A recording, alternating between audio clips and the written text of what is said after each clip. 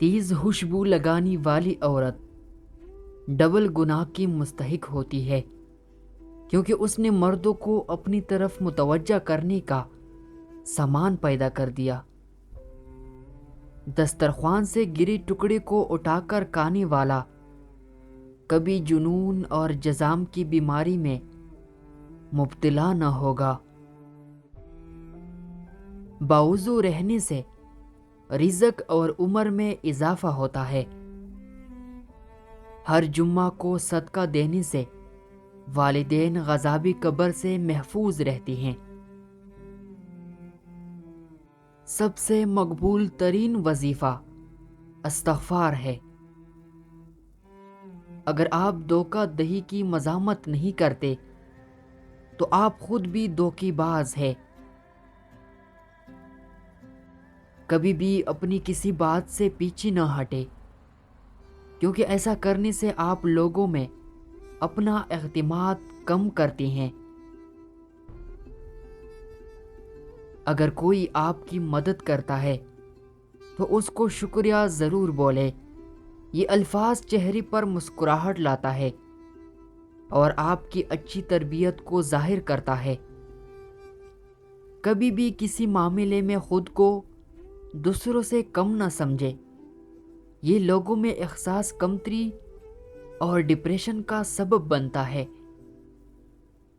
وہ کام کبھی نہ کرے جس سے آپ نفرت کرتے ہیں، کیونکہ کام سے نفرت ڈپریشن اور بیماریوں کا سبب بنتی ہے۔ کچھ ایسا تلاش کرے جو آپ کرنا پسند کرتے ہو، اس سے آپ اپنا کام انجوائے کریں گے۔ کبھی بھی وقوف نہ بنو۔ لوگ آپ کو تب ہی استعمال کریں گے اگر آپ انہیں موقع دیں گے۔ جیسے بارشیں فضا سے دھول اور مٹی صاف کرتی ہے، ایسی ہی استغفار روح سے گناہوں کو دھو دیتا ہے۔ بدترین احترام وہ ہے جو خوف کی وجہ سے کیا جائے۔ 3 طریقوں سے پریشانی خوشی میں بدل جاتی ہے۔ خاموش رہنا۔ خاموش رہنے سے پریشانی کم ہو جاتی ہے۔ صبر کرنا۔ صبر کرنے سے ختم ہو جاتی ہے۔ شکر کرنا۔ شکر کرنے سے خوشی میں بدل جاتی ہے۔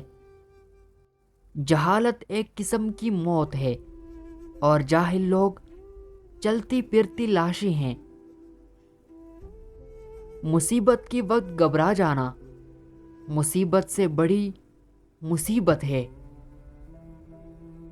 خدا کے نزدیک کسی انسان کی عزت جتنی زیادہ ہوتی جاتی ہے، اس کا امتحان بھی اس قدر سخت ہوتا جاتا ہے۔ مصیبتیں جو تم پر نازل ہوتی ہے تمہارے گناہوں کا نتیجہ ہوا کرتے ہیں۔ جب کوئی دوست تمہیں اپنا راز بتائے تو سمجھ لینا کہ وہ اپنی عزت تمہیں امانت دے رہا ہے۔ اس میں کبھی خیانت مت کرنا۔ عقل مند شخص کی سب سے بہترین عادت یہ ہے کہ وہ ضرورت یا دلیل کے بغیر بات نہیں کرتا۔ کائنات کی سب سے مہنگی چیز احساس ہے، جو دنیا کے ہر انسان کے پاس نہیں ہوتا۔ جس شخص میں یہ نشانی ہو، غلطی سے بھی اس کو مت کونا، کیونکہ وہ سچا پیار کرتا ہے آپ سے۔ کوئی تم سے روٹھ جائے پھر وہی خود تم سے ملنے کو ترسے تو اسے کبھی مت کونا، کیونکہ وہ تم سے بہت زیادہ پیار کرتا ہے۔ ایمان اور حیا 2 ایسے پرندے ہیں کہ اگر ان میں سے ایک اڑ جائے تو دوسرا خود ہی اڑ جاتا ہے۔ جب انسان کی عقل مکمل ہو جاتی ہے تو اس کی گفتگو مختصر ہو جاتی ہے۔